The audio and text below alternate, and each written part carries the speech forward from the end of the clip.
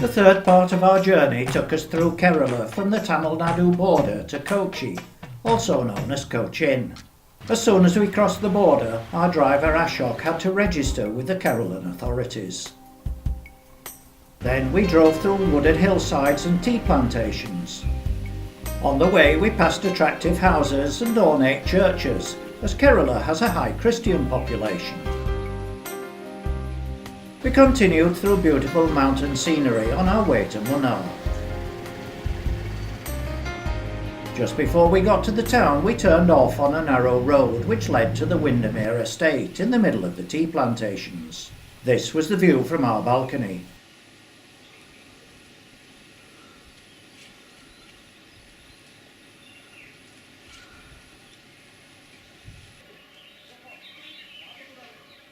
We wandered round the estate, above which is this rock, which we were told is an excellent viewing point for both sunset and sunrise. These were the staff quarters. Very nice. The estate is surrounded by high mountains and lush vegetation.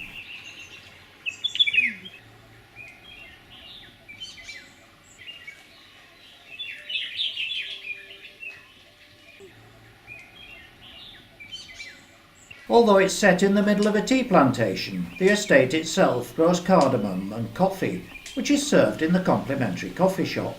It was so good that we bought a pack to bring home. The sunset was as advertised, and so was the sunrise the next day. This morning we drove to Matupati Lake, a reservoir both for drinking water and electricity production.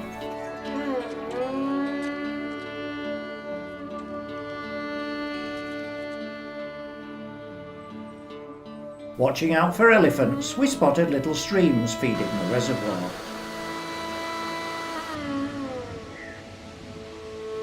Halfway up the lake is Echo Point on a promontory in a beautiful position. It gets its name because of the natural echo caused by the position of the mountains across the lake. First Ashok gave it a go. Hello! Then it was my turn. Hello! It worked, didn't it?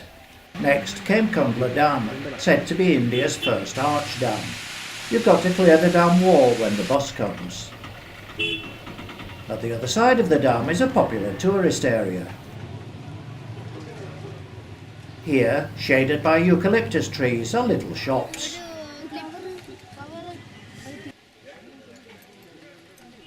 You can hire a horse to ride in the forest or rent a boat.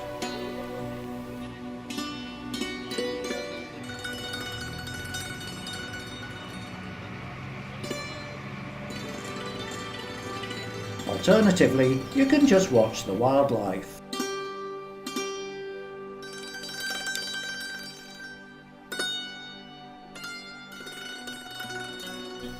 Driving back through the tea plantations, we watched the pickers at work. The most expensive tea is plucked by hand, and the cheaper ones cut with these special shears. Munnar Floriculture Centre, popularly known as Munnar Rose Garden, is a beautiful garden with hundreds of rare varieties of flowers and herbal plants, with large tea plantations in the background.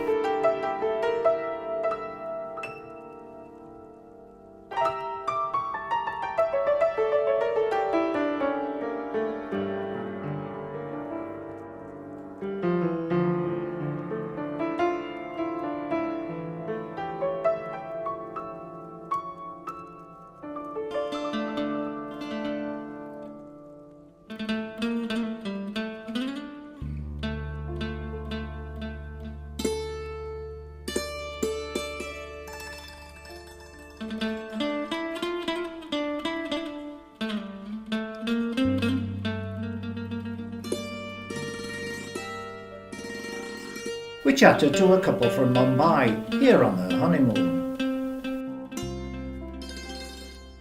We left Munnar on a Sunday and drove down the mountains, over the rivers and through the valleys.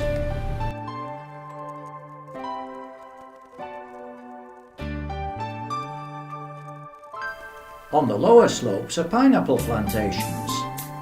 In this town there was a procession for a big church festival. 4 on a bike's not unusual in India.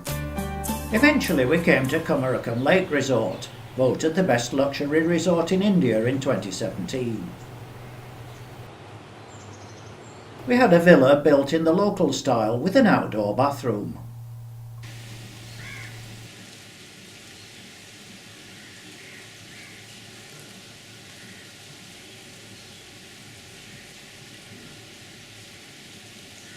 The villa had its own bathing cove in the meandering pool, which twists and turns for 250 metres between the villas.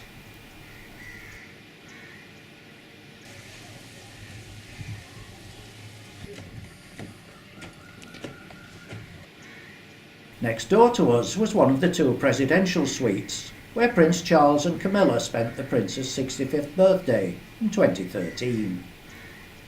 Camilla particularly liked the bathroom.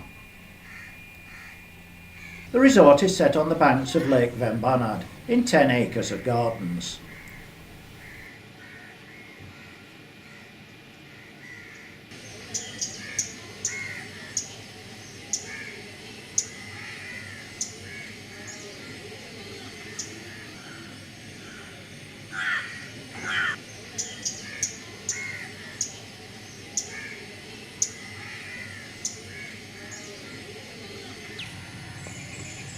It even has its own houseboats called ketuvallums.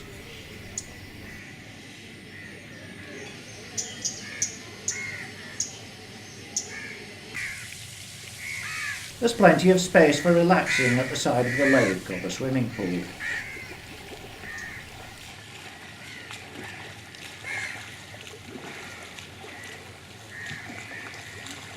There are demonstrations of local crafts. This lady was showing us how to weave things from palm leaves.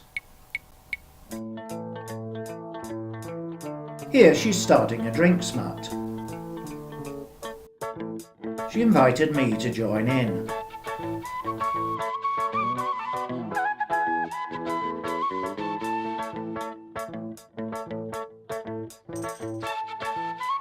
Not bad, is it?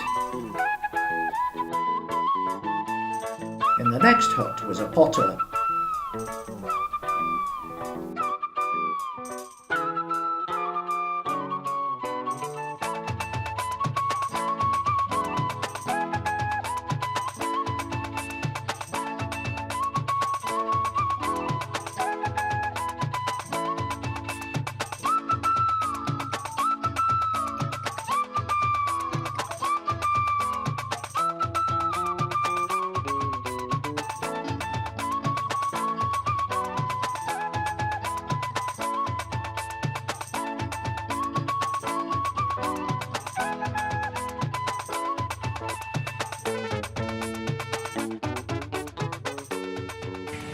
In the evening, tea and coffee is served on the lawn.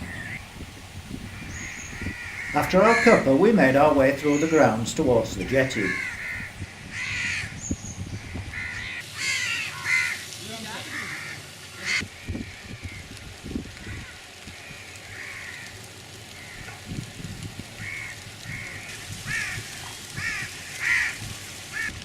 Here, the hotel's boat was waiting to take guests on a sunset cruise on the lake.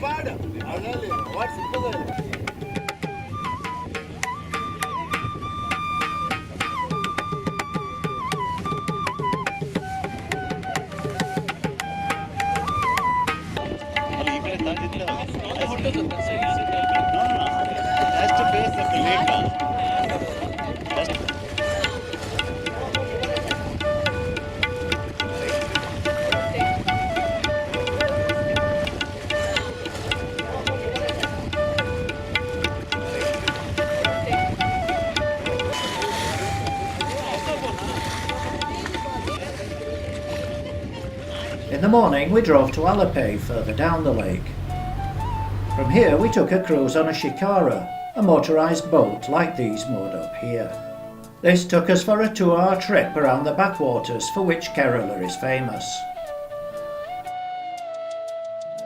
The backwaters are a network of interconnected canals, rivers, lakes and inlets lying parallel to the Arabian Sea coast. There's a total of 900 kilometres of waterways. There are plenty of fish in the backwaters, which are caught both by cormorants and fishermen.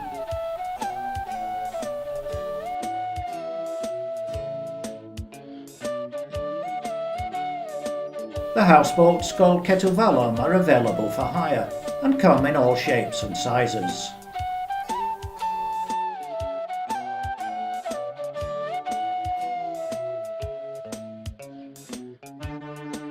In places, the water hyacinths seem to be taking over. There are villages all along the banks where we saw people living their normal daily life.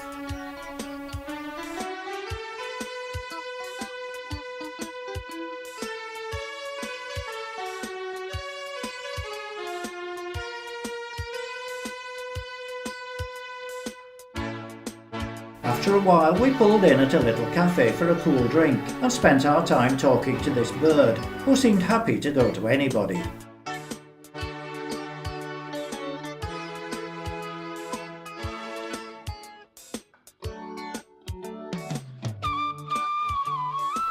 There are virtually no roads in the backwaters, so everything has to travel on the water. Even the local bus is a boat.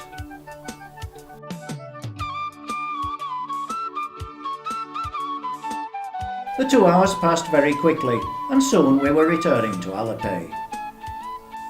We drove another 80 miles to Cochin, where we stayed at the Fragrant Nature Hotel in Fort Kochi.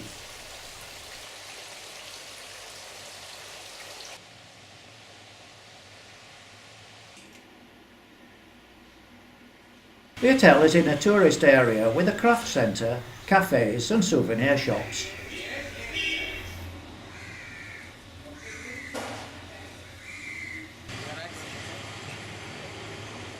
Further along, the road drops to sea level and there are views out into Cochin harbour.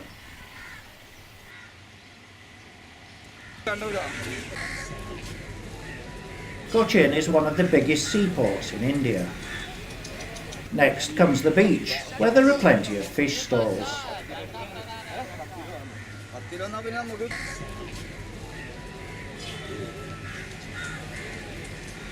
Cochin is famous for its Chinese fishing nets, though nowadays these are purely a tourist attraction and catch virtually no fish.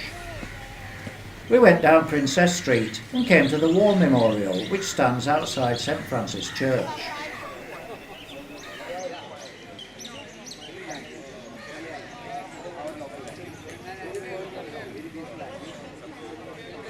Inside the church are long fans called punkahs, with ropes leading out through the church wall, which were pulled by punkah wallers to keep the congregation cool. Nearby is the public laundry, where everyone sends their washing to be done.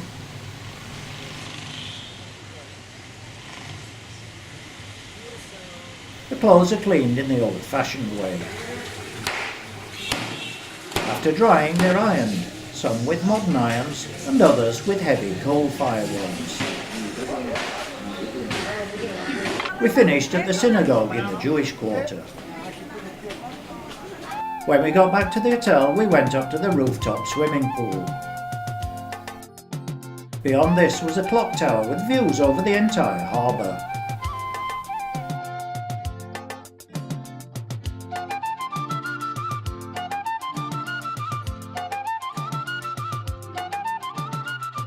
Across the water was the Taj Malabar Hotel, where we stayed last time we were here. Who knows where we'll stay next time?